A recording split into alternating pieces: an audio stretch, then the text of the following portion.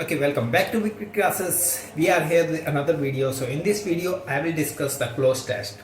ये एक reading passage होता है जिसको हम सॉल्व करते हैं एंड यहाँ पे कुछ वर्ड डिलीट होते हैं and we just read understand the words की कॉन्टेक्चुअल से नेगेटिव टेंस है कि पॉजिटिव टेंस है, किस तरीके से उसको अप्रोच करना है एंड आसपास के सेंटेंसेस फ्रेज वर्ड्स सबकी मदद लेके किस तरीके से एग्जैक्ट ऑप्शन पे रीच करना है. Maybe there are a lot of variety of stuff. So we are gonna look a lot of variety of things in this approaching to solve the reading comprehension या reading passage. जो भी उसको read करना है, एक कुछ word delete होंगे, then have to select it carefully. So one by one, we will look all the tips and tricks what we have, and we logically fit that answer, which option gonna be fit in there. So एक एक करके देखते हैं. Let's jump on the passage. So ये instruction है. There is a following passage. Some words have been deleted. Passage read the carefully and approach the option with each blank. इस सब blank को जो भी खाली है उसको fill करना है. ठीक है, okay. So let's start with the reading the passage. पहले हम read करेंगे एक एक line एक एक sentence को and then we try to understand what this passage gonna say and negative tense है कि positive tense है, एक एक करके solve करने की कोशिश करेंगे. Okay, जैसे कि मैंने start किया पढ़ना. A fluttering bank, लड़खड़ाती हुई bank, this time is on the US West Coast, sparked a deja vu movement across global market last week, as fear of a rate reduced and triggered sparks and decline in the banking stocks worldwide and saw investors make a dead dash blank for safe haven assets such as gold. ठीक है, यहाँ पे एक ये sentences खत्म हुआ. आप देख रहे हो आप सेंटेंस कितना बड़ा है. Let me rough with that. एक सेंटेंस यहां से शुरू हुआ, one sentence start with a flattering bank.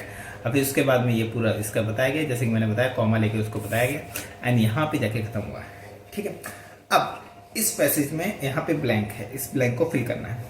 अब जरा कोशिश करते हैं, let's try to understand how much help we can get with this passage आसपास की चीज़ों में. तो यहाँ पे मुझे इतना पढ़ के ये समझ में आया, एक फ्लैटरिंग बैंक है, एक लड़खड़ाती बैंक है एंड यूएस का डेजा वू का मतलब होता है कोई सिचुएशन जो आप पहले भी फील कर रहे हो. जैसे if you are in this situation for learning something and आपको अरे यार ये तो मेरे साथ कभी हो चुका है, आपके माइंड में स्ट्राइक करके यार ऐसा तो मूवमेंट कभी मेरे साथ क्रिएट हो चुका है, I have face something that. तो ये वेस्ट कोस्ट का तो यूएस का वेस्ट कोस्ट है वो स्पार्क्स करा कि ऐसा मूवमेंट कभी हो चुका है कि ग्लोबल मार्केट में कभी उसकी जो भी इमेज है, जो भी उसका बैंक फ्लैटरिंग है, बैंक के डिक्लाइन है, सब टिकर जो भी वो शेयर प्राइस होते हैं वो सब डिक्लाइन हो रहे हैं. ये कभी उसका ऐसा मूवमेंट हुआ है ग्लोबल मार्केट में, यूएस के वेस्ट कोस्ट में बैंकों में ये फ्लैटरिंग कर रही है, लड़खड़ा रही है, मतलब वो इंसॉल्वेंसी हो रही है पूरी में, इंसॉल्वेंसी एंड बैंक्रप्सी होने जा रही है all the banks. So make a dead dash. तो मतलब हमें ये लाइन पढ़ने के समझ में आया कि ये नेगेटिव टिंच में ले जा रहा है कहीं ना कहीं. तो मतलब जो भी कोई आएगा नेगेटिव टिंच से आएगा. तो मेक, अब ये अगर ऐसा हो रहा होगा तो जो बैंक में इन्वेस्टर होंगे, जब ये बताइए कोई भी बैंक अगर इंसॉल्वेंसी बर्बाद हो रही होगी तो जहाँ पे जो इन्वेस्ट करने वाले होंगे, जो भी इंश्योरेंस कंपनी इन्वेस्ट करेंगे वो क्या करेंगे, वो वहाँ से सेपरेट होना चालू करेंगे ना, वहाँ से अपना रुपया निकालना चालू करेंगे, एक लाइन क्रिएट करेंगे. तो मेरे माइंड में क्या आया पढ़ने के बाद, एक लाइन क्रिएट करेंगे वहाँ से अपना पैसा निकालें कैसे. तो ये एक फ्रेजल वर्ब आती है मेक अ बी लाइन. सो पहले का आंसर हो जाएगा बी लाइन. ठीक है, तो ये phrasal verb make a beeline. Safe होने के लिए क्या, have an asset for such a gold, gold को एसेट को सबको सिक्योर करने के लिए, सर्च करने के लिए एक make a beeline create करेंगे ताकि वो बैंकों से अपना जो भी इनका इन्वेस्टमेंट है वो इन्वेस्टर अपना इन्वेस्टमेंट बचा सकें. ठीक है, अब हाउएवर अगली लाइन पढ़ते हैं. तो आ गया, इस लाइन से समझ में आ गया कि हम कॉन्टेक्चुअली मदद लेके हम कैसे पहुंच सकते हैं. एक लाइन तो क्रिएट नहीं करेंगे, ये एक फ्रेज वर्ब है तो आपको एग्जैक्टली याद रखना है मेक अ बी लाइन. जब आप रीडिंग कॉम्प्रिहेंशन में डेली एडिटोरियल पढ़ते हैं तो आपको इस फ्रेजल वर्ब से आप come across and then you मतलब दैट ऑल दिस थिंग. जैसे a drop in a ocean, उठ के मुंह में जीरा. तो इस तरीके के फ्रेजल वर्ब आप जब कम अक्रॉस करते हैं तो you can easily recognise in your exam. However, over the course of the 4 day for the Friday, regulator in the world's largest economy acted with tended to boost public confidence in the banking system.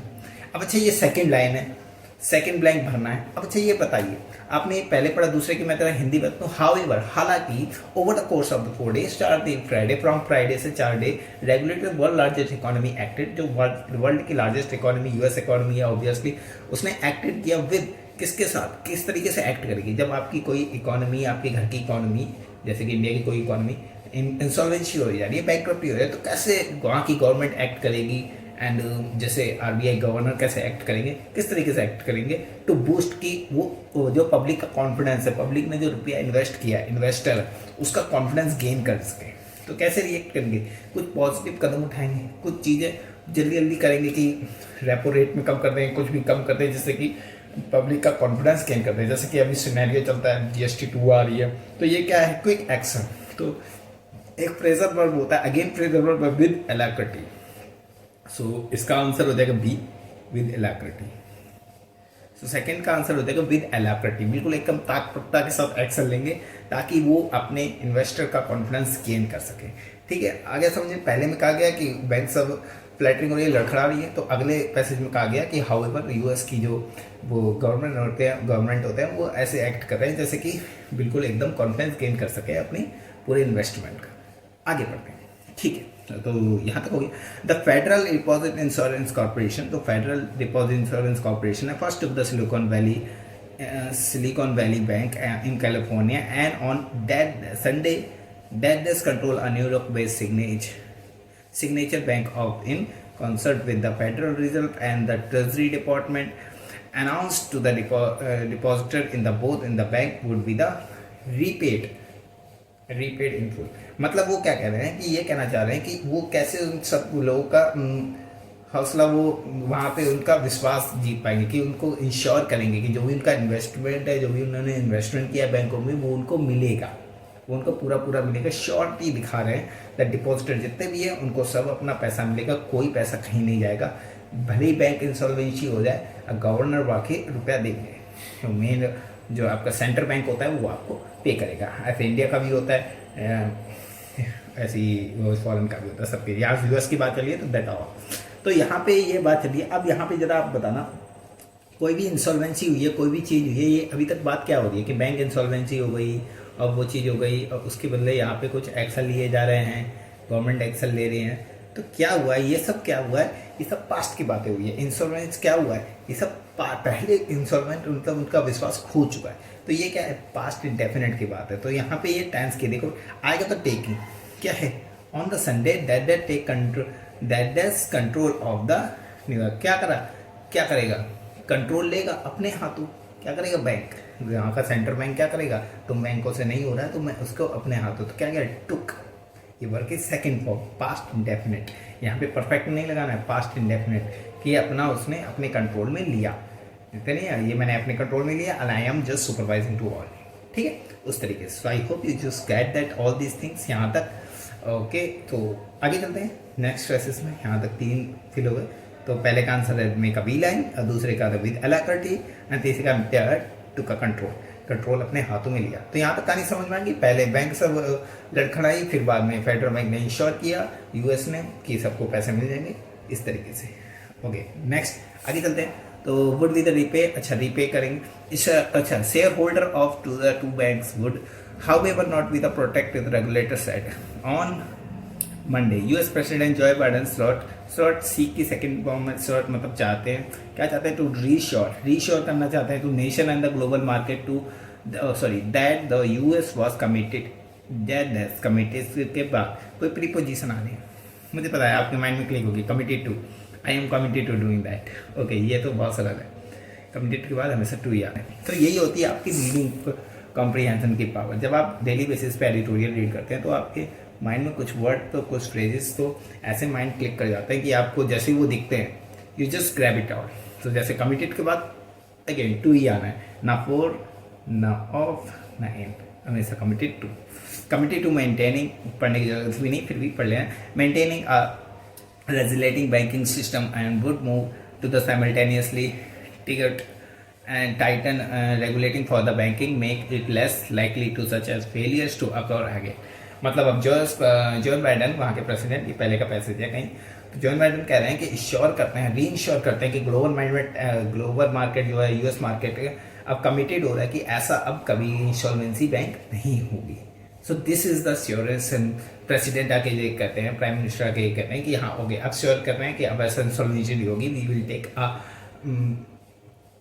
What ever जिसके action we को take, ठीक है, उस तरीके से। अब next पे okay sorry, हाँ लास्ट वाला बताया, वाइल द कोऑर्डिनेटेड स्टेप कुछ लिए गए, ब्लैंक डैश हैज आएगा, हैव आएगा, हैड आएगा या हैड बीन आएगा, एट लीस्ट फॉर नाउ, अभी के लिए रीस्टोर। अब देखिए यहाँ पे जरा, वो कल मैंने जो पढ़ाया था किस तरीके से, ये कॉमा लगा है, कॉमा लगा है, ये मतलब यहाँ पे कॉमा लगा के इसको जरा भूल जाइए थोड़ी देर के लिए, यहाँ पे लेके यहाँ तक भूल जाइए, आप इसको यहाँ से पढ़ना चालू कीजिए। While the coordinating step that does restore a degree of the claim in most market. Okay, these are the lessons that have been learned from the other and could perhaps be gleaned over the time. मतलब ये जो coordinated action है, जो भी step हैं, जो भी लिए गए, दैट हैव बीन टेकन, जो स्टेप क्या है, जैसे कि क्या होता है ना, ये पैसिव वॉइस का स्ट्रक्चर है, तो इसका आंसर डी आ जाएगा। इसका आंसर डी क्यों आया तो मैं आपको बताना चाहूँगा। जैसे कि दो चीज़ होती है, एक्टिव होता है, एक पैसिव होता है, एक एक्टिव वॉइस होता है, एक पैसिव वॉइस होता है। एक्टिव में होता है जो भी चीज़ हो रही होती है वो खुद ही हो रही होती है, पैसिव में मतलब उसको उस पर काम किया जा रहा होता है, सब्जेक्ट पे काम, जैसे कि the answer have been checked, answer को चेक्ड किया गया, तो इस तरीके से चीज़ होती है, तो हैव बीन करके वहाँ लगाया जाता है। तो उसी तरीके से बाय कोऑर्डिनेटिंग स्टेप खुद नहीं उठेंगे, स्टेप लिए जाएंगे ताकि बैंकों को उसको श्योर दिला पाए इन्वेस्टर को, क्योंकि banks would your money, your invest whatever you have done with the bank, you are not gonna be insolvent there, ठीक है। तो had, so I hope you get this passage very well and all these things making yourself comfortable। तो कुछ इस तरीके से हमें passage को अप्रोच करना है, that will really help you to improve this things. तो आपने देखा, मे बी ये इकोनॉमी का हो एंड फिलोसफी का हो, कोई भी पैसेज हो, हम आसपास की इंग्रेडिएंट्स की मदद लेके, चाहे वो सेंटेंस की हमने देखा होगा, फ्रेजल वर्ब की, चाहे प्रोवर्ब्स की हमने मदद ली, और उसकी मदद से एग्जैक्टली रीच पे पहुंचे, and we just get that. Contextual मदद ली कि पहले नेगेटिव टिंच में बात हो रही थी, फिर उसके बदले में पॉजिटिव टिंच में बात होने लगी, फिर जॉब आइडन आया, इस तरीके से। So we have exactly reach out the answer whatever we take the spread. So mentally आपको प्रेजेंट रहना है, समझना है पैसेज क्या कहने की कोशिश कर रहे हैं। If you understand the what the passage is saying, you definitely going to the exact answer, exact just words what come on the blank. So I hope you get that all these things. So I will meet you in another video. So till that, keep learning. Thank you. Bye, and make this subscribe and the like button. Thank you.